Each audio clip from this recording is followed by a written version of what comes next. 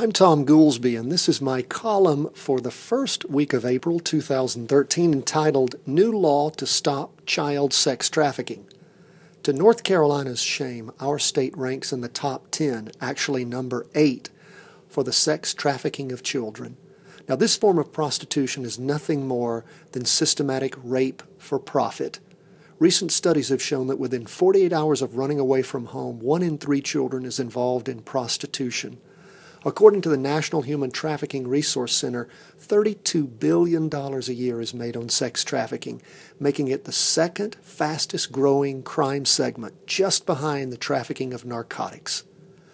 This new legislation that was recently introduced in the North Carolina Senate hopefully will take our state off the top 10 list of shame and move us to the bottom.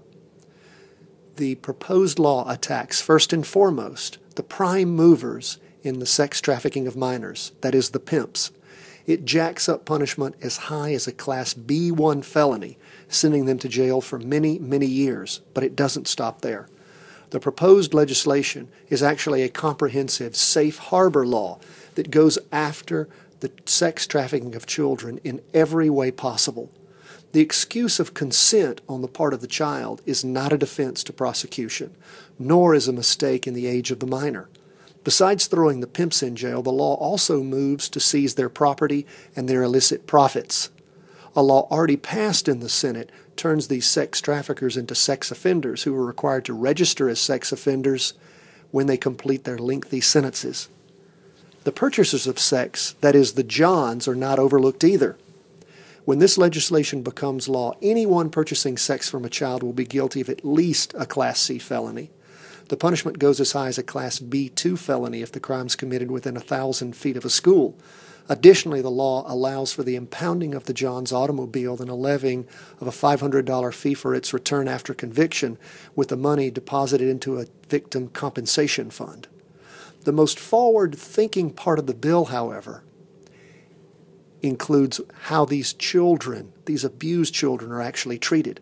Under the current law, minors arrested on prostitution charges are placed into custody, and they're treated like any other juvenile criminal.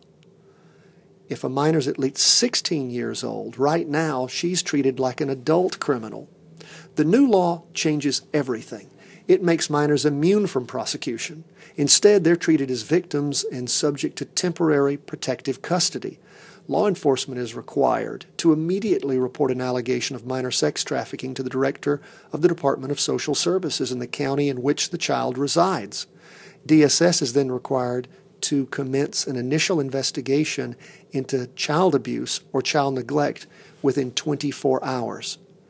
This new law offers real hope for children caught up in the world of sex trafficking by treating them as victims and rescuing them from the living hell of abuse and degradation in which they find themselves.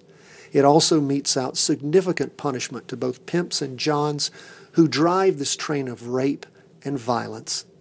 It is past time that North Carolina was serious about ridding our state of the scourge of child prostitution.